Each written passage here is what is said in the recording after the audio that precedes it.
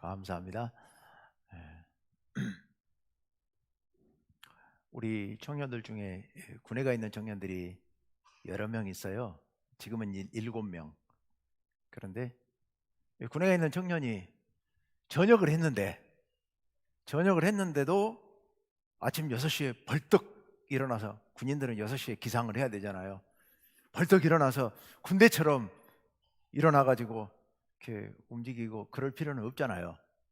그러죠. 이제 군인 아니니까 민간인처럼 살아도 되잖아요. 네, 그게 이제 하루아침에 빨리 이렇게 전환은 잘 안 되겠지만, 상황이 바뀌면 우리의 삶의 패턴도 바뀌는 게 마땅하잖아요. 그렇죠? 요즘 이제 코로나 때 미뤄놨던 결혼식들이 많아가지고 결혼하려는 청년들이 예식장을 잡으려면은 뭐 서울 경기 이쪽은 1년 넘게 기다려야 된다고 하더라고요. 이제 막 결혼들 많이 하시고 이러는데, 이 결혼을 하면 결혼 전에 혼자 살던 것과 결혼해서 가정을 이루고 사는 삶은 많이 다르잖아요. 그러니까 많이 달라져야죠.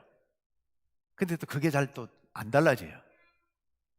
상황이 바뀌면 삶의 패턴이 바뀌어야 되는데, 생각이 바뀌어야 되는데, 그게 잘 안 되는 경우가 많습니다. 그래서 어려움을 겪게 되지요. 되게 이제 결혼해서 한 가정을 이루었는데 살다가 갈등을 겪게 되죠. 뭐 갈등 없는 가정이 있겠습니까? 다 아마 거의 다 겪게 될 겁니다. 문제는 그 갈등을 잘 넘어서느냐, 넘어서지 못하느냐에서 행복하고 고통스럽고 또 계속 잘 살고 아니면 또 갈라지기도 하고 뭐 이런 차이가 발생하는 것 같습니다. 왜 두 사람이 정말 사랑해서 한 가정을 이루어 놓고 영영 그 결혼할 때처럼 그렇게 죽을 때까지 행복하게 사랑하면서 그렇게 살면 더 좋을 텐데 왜 그게 잘 안 될까? 왜 가다 보면 꼭 갈등이 생길까? 여러 이유가 있겠지요. 뭐 사랑이 겉보기와 달리 진실하지 못했었나? 뭐 그럴 수도 있겠지요. 사랑이 그렇게 좀 더 컸으면 좋았는데 그렇게 크지 않고 작았었나? 뭐 그런 경우도 있겠지요. 또 자라온 환경이나 문화나 성격이나 이런 것들의 차이가 크니까 그것들을 합쳐서 맞춰서 살기가 쉽지 않아서 그래서 그럴 수도 있겠지요. 그런데 저는, 제 생각은 사실은 그거보다 더 근본적인 문제가 하나 있다라는 생각을 합니다. 제가 결혼하는 가정, 결혼할 사람들을 상담할 때나 아니면 결혼의 주례를 할 때나 기도할 때나 늘 제가 꼭 잊어버리지 않고 반드시 하는 이야기, 또 기도하는 내용이 있습니다. 그게 뭐냐 하면은 지금까지 살던 삶과 결혼해서 새로운 가정을 이루어서 사는 삶은 완전히 다른 삶이다. 전혀 다른 삶이다. 제가 그렇게 이야기를 합니다. 어떻게 다르냐? 간단하게 결혼 전의 삶은 어쨌든 사랑했던 어쨌든 간에 개인의 삶이었습니다. 그런데 결혼을 하는 순간부터는 공동체예요. 그러니까 결혼을 한다고 하는 것은 새로운 공동체 하나가 탄생을 하는 거예요. 그러니까 지금까지는 내 개인 중심으로 살았었습니다. 물론 부모님의 가정에 속해 있었지만 이제 독립할 때가 됐으니까. 그러다가 이제 한 가정이라고 하는 새로운 공동체의 구성원으로서 새로운 공동체를 이루어서 그 가운데 살아가야 됩니다. 그래 삶의 패턴이 개인의 삶의 패턴에서 공동체적인 삶의 패턴으로 완전히 바뀌어야 되는 겁니다. 이건 전혀 다른 겁니다. 전혀 다른 거예요. 개인적인 삶과 공동체적 삶은 완전히 별개의 것입니다. 그리고 전혀 새로운 삶입니다. 이 새로운 삶을 시작한다고 하는 개념이 안 잡혀 있고, 그러다 보니까 제대로 준비가 안 돼 있고, 그래서 새로운 공동체적 삶을 시작하기 위해서 내가 얼마나 많은 투자를 해야 되고 얼마나 많은 정을 쏟아야 되고 거기에 노력을 해야 되는가 하는 것에 대해서 별 생각이 없는 거예요. 그냥 단지 따로따로 살던 사람이 살림 합쳐가지고 둘이 같이 사는 거 이 정도로만 생각하니까 이 준비가 안 돼 있는 거죠. 그래서 굉장히 큰 어려움을 겪게 됩니다. 오늘 제가 뭐 결혼에 대한 얘기를 하려고 하는 것은 아니에요. 제가 지금 말씀드리려고 하는 건 뭐냐면은 삶의 환경이나 삶의 여건이나 이게 달라지면 바뀌어야 된다는 거예요. 예전에 바뀌었는데도 불구하고 예전의 삶의 패턴을 그대로 유지하려고 하면 제대로 살아갈 수가 없다고 하는 그 말씀을 제가 좀 드리려고 하는 겁니다. 왜 제가 그 말씀을 드리느냐? 우리가 그렇거든요. 우리가 지금 사순절 지나고 고난주간을 지나고 부활주일을 지났습니다.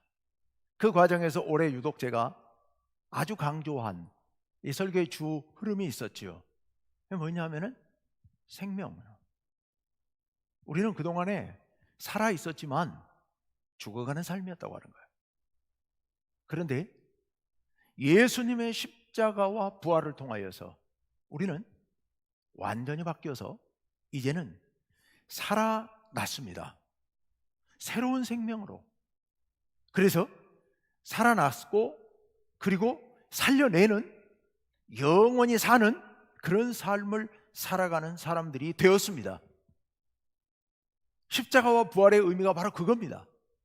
십자가와 부활을 믿는 사람들은 이전과는 완전히 다른 죽어가던 삶에서 살아있는 삶으로, 함께 죽어가던 사람들을 살려내는 삶으로, 영원히 사는 삶으로 완전히 바뀐 겁니다.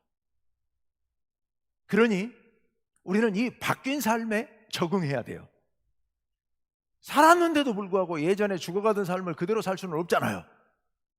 우리 그렇게 살면 안 되지 않겠습니까? 모든 게 바뀌어야 되는 거예요. 중심에서부터 작은 생활 패턴까지 다 바뀌어야 되는 겁니다. 살아있는 삶으로 바뀌어야 돼요.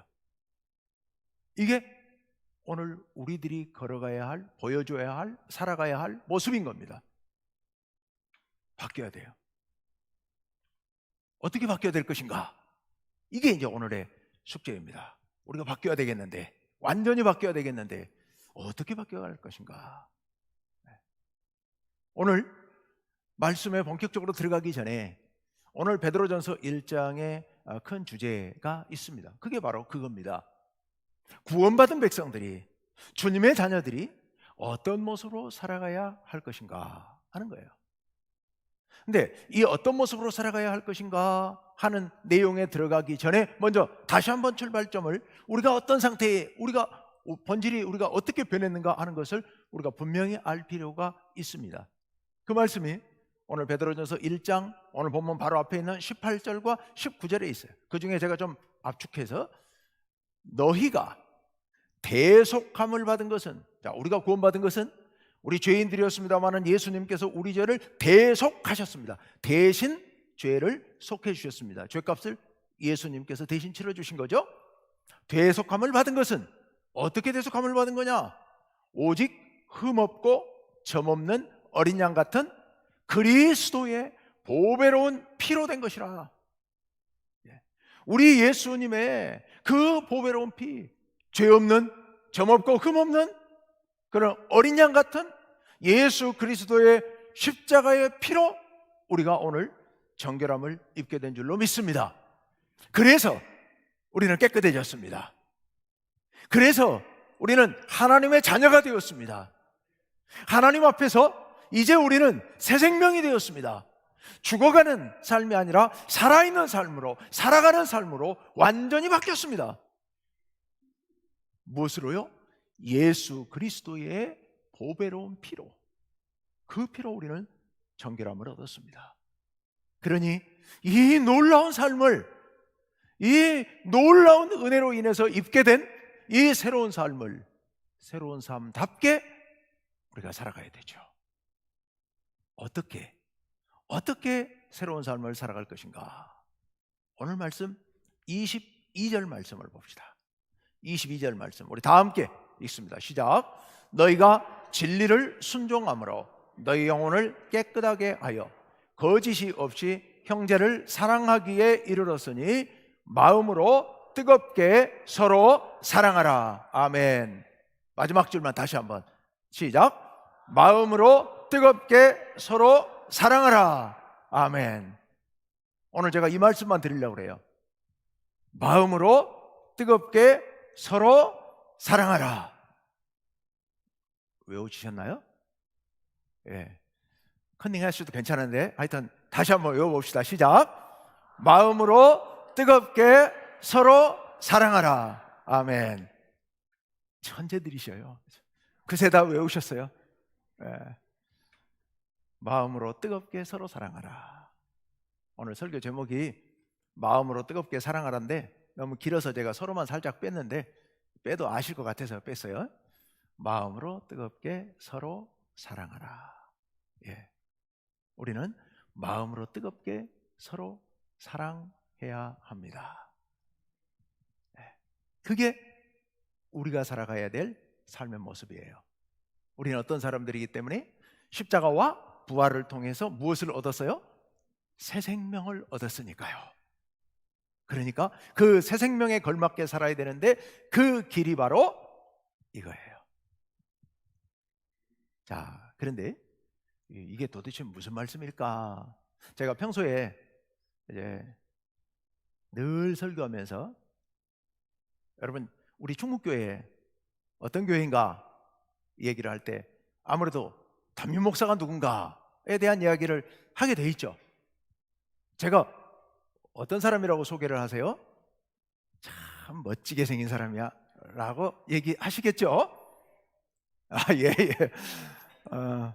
근데 제가 원하는 것은 그거보다도 설교를 얘기했으면 좋겠어요. 그런데 우리 목사님 설교를 진짜 재밌게 잘한다 이런 거 말고, 그렇지도 않잖아요. 재밌게 설교하는 스타일은 아니잖아요. 그런 거 말고 무엇을 설교하는지를 여러분들이 전할 수 있다면 참 좋겠다. 제가 뭘 설교하던가요? 설교하는데 늘 특히 유독 강조하는 몇 가지 단어들이 있어요. 그걸 여러분들이 좀 마음에 담고 했으면 좋겠어요. 뭘 주로 설교하던가요? 제가 가장 강조하는 게 있다면 사랑. 예, 그렇습니다. 첫째, 사랑. 공동체. 여기서 공동체는 교회. 그리고 하나님 나라. 공동체. 그 다음에 또 말씀. 말씀. 지금 큰 거 3개는 다 나왔어요. 그 밖에 뭐 더 있습니다. 오늘 왜 제가 이 말씀을 드리냐면은 이 내용이 오늘 여기 설교에 다 종합되어 있어요. 지금부터 드리려는 말씀 속에 다 종합되어 있어요. 늘 제가 드리는 말씀이고 여러분들이 이거 가슴에 깊이 새기고 신앙생활 했으면 좋겠어요. 제가 이거 그냥 드리는 말씀이 아니라 제 가슴 깊이 남아있는, 어쩌면 제가 목회하는 이유이고 제 가슴 속에 남아있는 신앙의 본질이고, 그래서 이 말씀을 끊임없이 제가 기회 있을 때마다 드립니다. 자, 아까 어떻게 하라고요? 아니 오늘 설교 마음으로 뜨겁게 서로 사랑하라. 자, 그 중에 첫 번째 마음으로. 다시 한번 시작합시다. 시작. 마음으로 뜨겁게 서로 사랑하라. 마음으로 사랑하라. 그렇구나. 마음으로만 사랑하면 되는구나. 그 말씀은 아닙니다. 그건 아닙니다. 마음으로 사랑하라는 얘기가 마음으로만 사랑하라 이렇게 또 오해하는 사람들이 꼭 있어요. 마음으로 사랑하라 이 말씀은 진심으로 사랑하라, 정성을 다해서 사랑하라, 진정으로 사랑하라 이런 뜻입니다. 여러분, 우리는 진심으로 사랑해야 돼요. 진정으로 마음을 다해서 사랑해야 합니다. 마음을 다해 사랑해야 돼요. 근데 이게 마음이라는 게 내가 하고 싶다고 되는 건 아니잖아요. 문제는 여기에 있어요. 사랑해야 되겠는데 이게 마음이 안 생겨. 마음에 뭐가 생겨요? 미움이 생기고 시기가 생기고 질투가 생기고. 그러니 어떻게 사랑을 하냐고요. 그럼 이거 어떻게 해요? 마음으로 사랑하라고 그랬는데 마음에서 안 생기는 걸 그럼 어떡하란 말입니까? 마음이 안 생기면 생기게 해야죠. 사랑하는 마음이 생기게 해야 됩니다. 사랑하는 마음이 어떻게 생기게 하죠? 사랑하는 마음이 생기게 할 수 있는 방법이 있습니다. 제가 그걸 가르쳐 드릴게요. 아주 간단해요. 첫째, 제일 중요한 거. 첫째이면서 사실은 마지막. 기도요. 내가 저 사람을 사랑해야 되겠는데 도저히 사랑하는 마음이 안 생겨. 보면 아주 쳐다보기도 싫어요. 같이 있는 것도 막 두드러기가 날라고 그래요. 그거 어떻게 해요? 기도하는 수밖에 없습니다. 하나님 앞에 울부짖으며 기도해야죠. 하나님, 사랑하라고 하셨는데 이 사랑이 안 되는 걸 어떡합니까? 막 미워 죽겠는데 막 이거 어떡하죠? 이거 하나님 앞에 얘기하시고 하나님과 의논하시고 하나님의 도우심을 구해야 됩니다. 그러면서 생각을 하십시오. 두 가지를 생각하십시오. 첫째, 어떻게? 뭘 생각하느냐? 하나님이 나를 얼마나 사랑하시는지. 둘째 또 하나 생각할 게 있어요. 하나님이 저 사람도 나를 사랑하시듯이 그렇게 사랑하시겠구나. 하나님이 나를 얼마나 사랑하시는지, 하나님이 저 사람을 얼마나 사랑하시는지, 저 사람이 하나님 앞에는 얼마나 고귀한 존재인지, 내가 보기에 참 성격도 괴팍하고, 그러니까 내가 미워하는 거죠. 그죠? 내 판단에 참 어떻게 저렇게 생긴 사람이 있나 싶지만 우리 하나님께는 그분이 그렇기 때문에 아픈 손가락이고, 하나님께는 너무도 고귀하고 너무도 안쓰럽고, 하나님께서 그냥 내 기준으로 봤을 때 아이고 저 인간을 저거 어떡하나 하고 하나님께서 얼마나 안타깝게 생각하실까, 그걸 생각해 보시기 바랍니다. 그러면요 미운 마음이 좀 없어져요. 조금 줄어들어요. 근데 이게 한 번만 하면 좀 줄어들지만요, 두 번, 세 번, 네 번 계속 기도하면요 그 미운 마음이 어느 순간 없어져요. 없어지고 불쌍한 마음이 듭니다. 불쌍한 마음이 들고 참 안 됐고, 예. 그래도 가서 사랑한다고 말하기에는 잘 안 돼요. 그게 쉽게 되는 건 아니에요. 그러지만 속마음으로 참 불쌍하다, 참 안 됐다, 그래서 위에서 기도하게 되는 거예요. 기도하다 보면 사랑하는 마음이 속에서 어느 사이엔가 생겨나게 돼요. 예. 그래도 하도 버릇이 있어가지고 옆에 가서 막 사랑해요, 요거는 못하죠. 쉽게 안 돼요. 꼭 그렇게 안 해도 괜찮아요. 안 해도 괜찮아. 속마음으로 우리가 깊이 안타깝게 여기고 위에서 기도하고.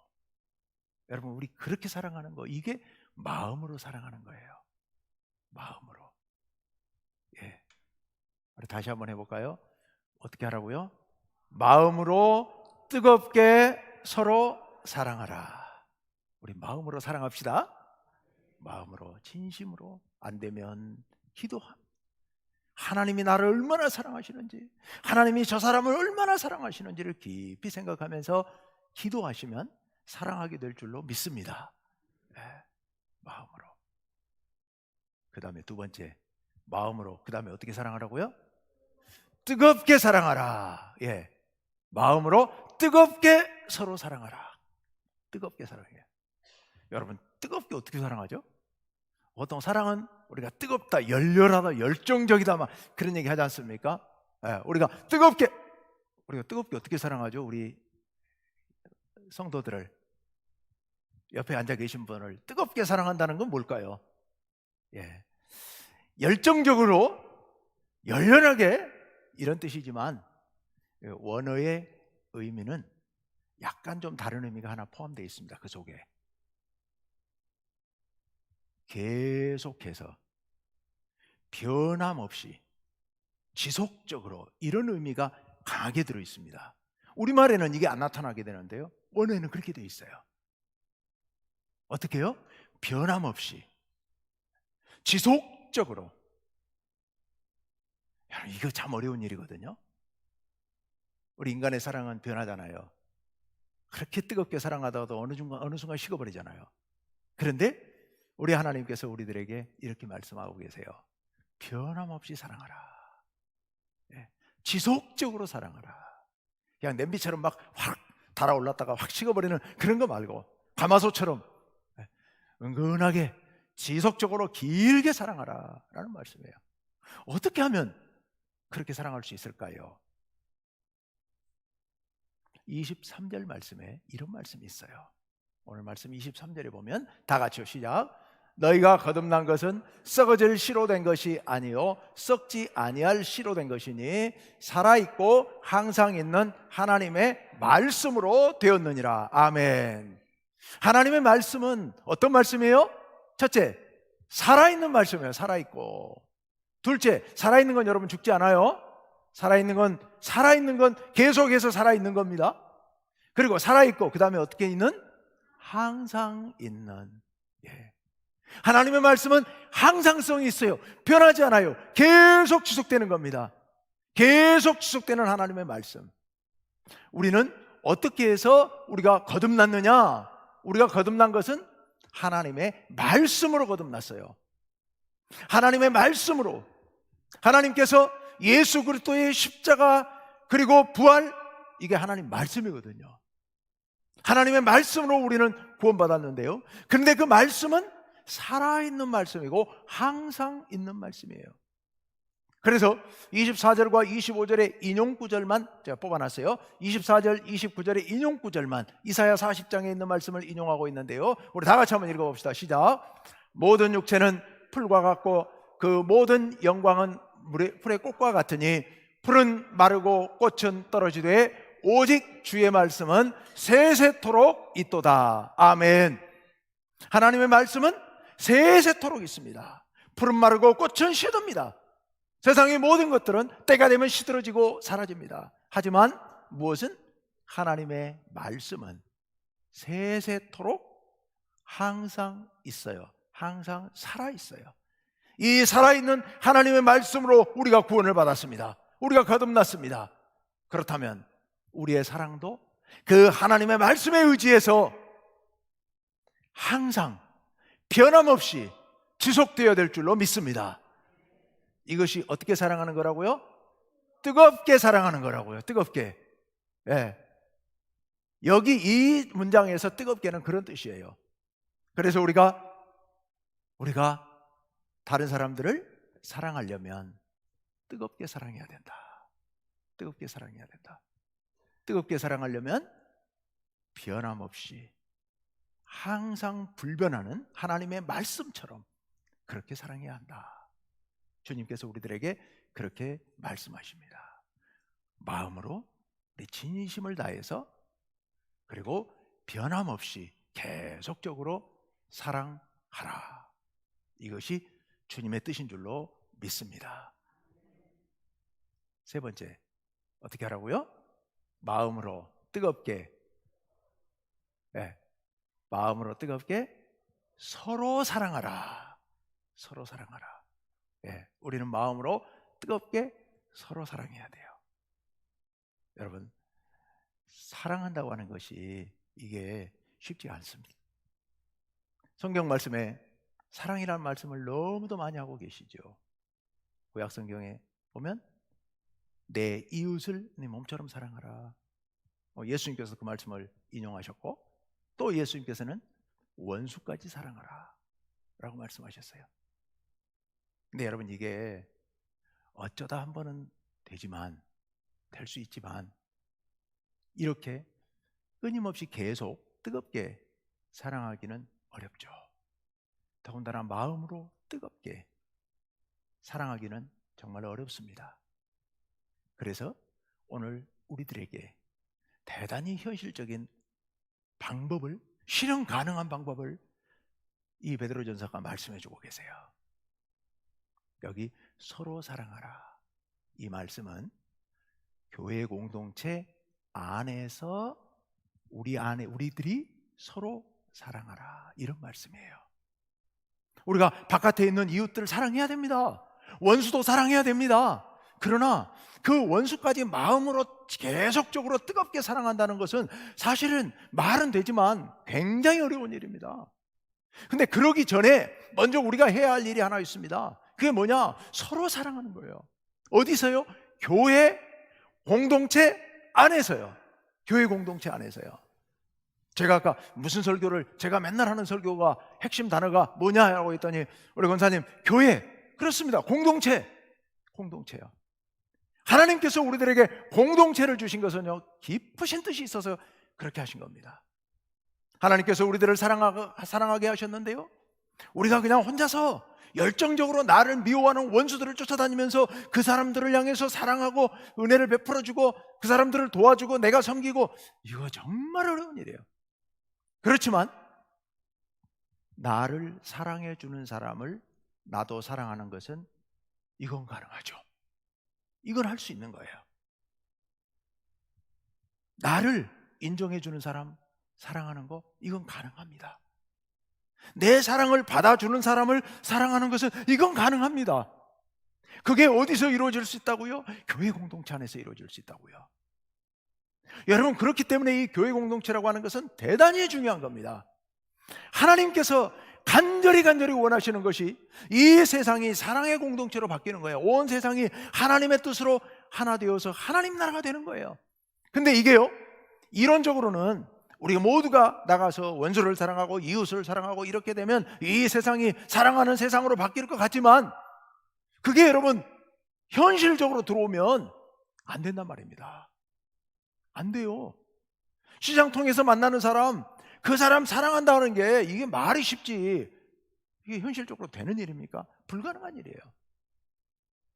그래서 하나님께서 우리들에게 뭘 만들어 주셨다고요? 공동체를 만들어 주신 거예요. 가정 공동체를 만들어 주시고 교회 공동체를, 특별히 우리 교회 공동체를 만들어 주셨습니다.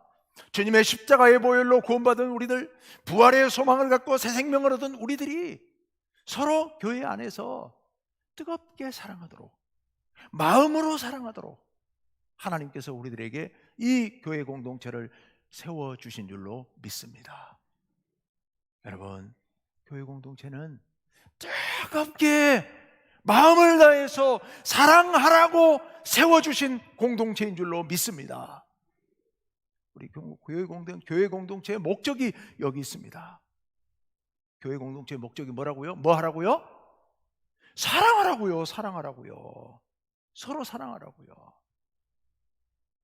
여러분, 우리 충무교회 우리 온 성도님들, 우리 교우들 사실 많지도 않지 않습니까? 우리 성도들 이렇게 돌아보면서 한 분 한 분을 사랑하라고, 뜨겁게 사랑하라고 우리 이렇게 모이게 해주셨다. 이거 깊이 생각하시길 바랍니다. 그리고 그렇게 실천해 갑시다. 다 하기는 조금 많죠. 그래도 아무리 우리 교회 식구가 많지 않아도 다 사랑한다고 하는 게 쉽지는 않잖아요. 그래서 조금 더 작게 우리 목장을 세워주셨잖아요. 목장 목원들끼리 서로 하나 되어서 위에서 기도해주고 서로 돌봐주고 서로 이끌어주고 서로 밀어주고 이러면서 뜨겁게 사랑하시기를 간절히 바랍니다. 그렇게 사랑할 때 하나님의 위대한 역사가 여러분 가운데 일어나서, 그래서 이 사랑의 공동체가 넓어지게 될 줄로 믿습니다. 이 사랑이 세상으로 퍼져나가는 거예요. 이 사랑이 세상으로 퍼져나가서 세상 모두를 사랑하게 되고, 그래서 이렇게 예수 믿는 성도들, 예수 믿는 공동체, 예수 믿는 교회가 곳곳에 세워지고 그 교회들을 통하여 온 세상이 하나님을 섬기는 공동체가 되면 온 세상이 서로 사랑으로 하나 되는 그런 아름다운 그런 공동체가 될 줄로 믿습니다. 하나님께서 뜻하시는 게 바로 그겁니다. 바로 그거예요. 그렇게 서로 사랑하라고 말씀하십니다. 다시 한번 처음부터 쭉 어떻게 하라고요? 마음으로 뜨겁게 서로 사랑하라. 마지막 네 번째가 남았어요. 네 번째 뭐요? 사랑하라. 이제 사랑하라. 여러분, 주님께서 우리들에게 사랑하라고 말씀하십니다.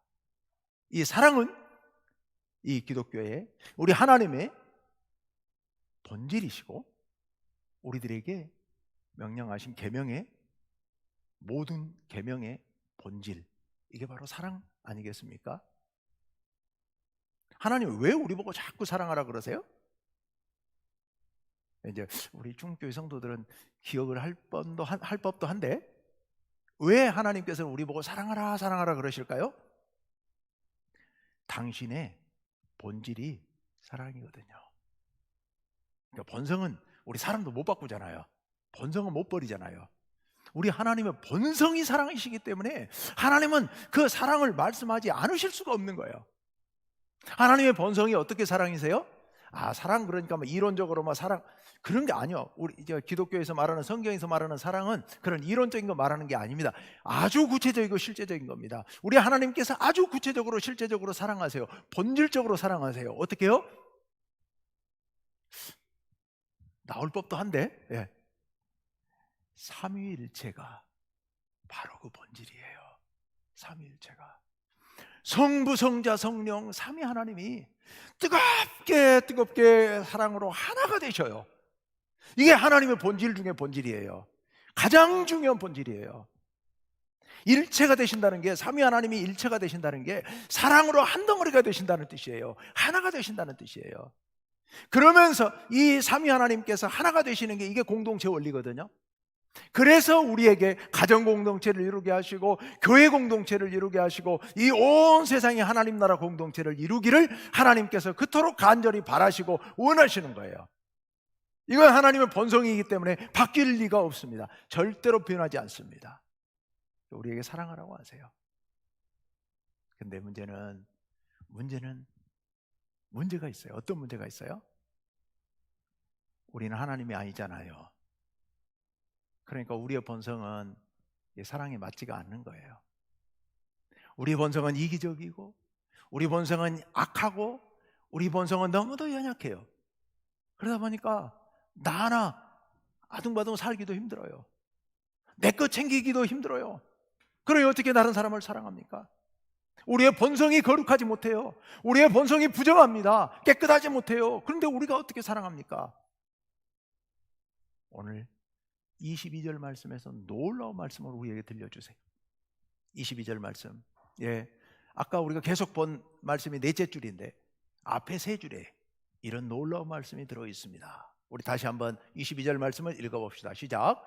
너희가 진리를 순종함으로 너희 영혼을 깨끗하게 하여 거짓이 없이 형제를 사랑하기에 이르렀으니. 아멘. 아멘. 우리가요 형제를 사랑하게 되었다는 뜻입니다. 아니 우리 속에는 미움만 가득 차 있고, 우리 속에는 이기심만 가득 차 있고, 우리 속에는 더러운 죄악만 가득 차 있는데 우리가 형제를 사랑하게 변했다는 거예요. 이 말씀이 어떻게 이런, 앞에 보십시오. 너희가 첫째 줄에 너희가 어떻게 함으로? 진리를 순종함으로. 여기 진리가 뭐냐? 복음. 복음의 본질이 뭐예요? 예수님의 십자가와 부활. 바로 지난주까지 우리가 계속해서 말씀드렸던 예수님의 십자가와 부활의 복음을 듣고 받아들이고 믿었어요. 그래서 우리가 새 생명을 얻게 된 거예요. 이게 바로 진리에 순종한 겁니다. 우리가 그렇게 진리에 순종했더니 어떤 놀라운 변화가 일어났느냐? 우리의 이 더럽고 부정하고 죄악으로 가득 찬 우리의 심령이 둘째 줄에 어떻게 변했어요? 너희 영혼을 깨끗하게 하여.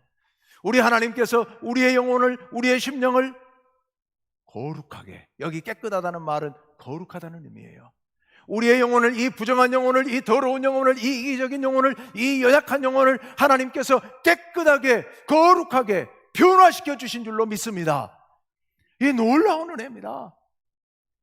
그래서 우리로 하여금 거짓 없이, 이게 마음으로하고 같은 뜻이거든요. 거짓 없이 마음으로가 아까 뭐라고요?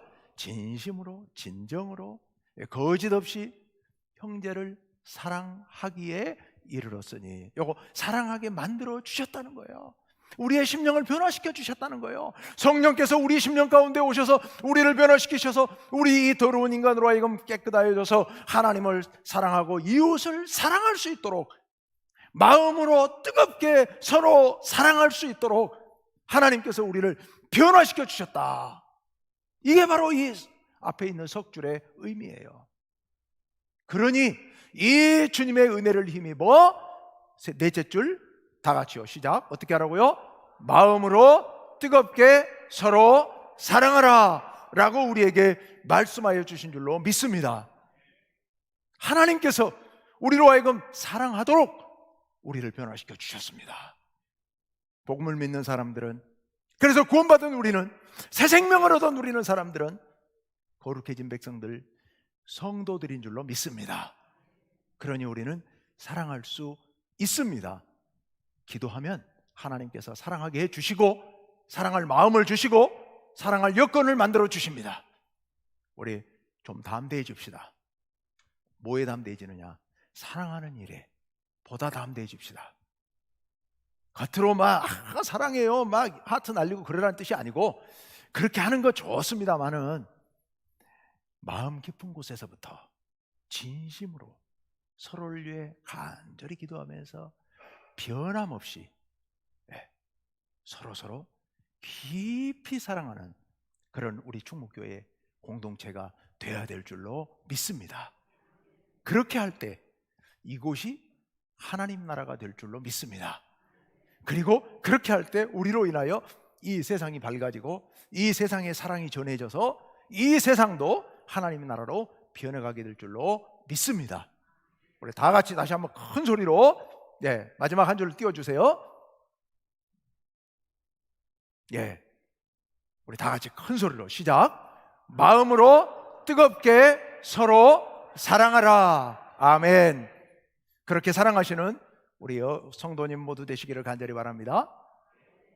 우리 옆에 분들하고 우리 그렇게 얘기합시다. 마음으로 뜨겁게 서로 사랑합시다. 인사합시다.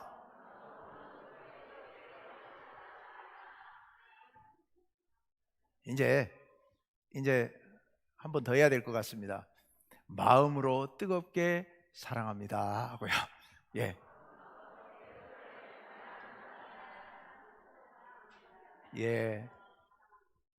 기도합시다.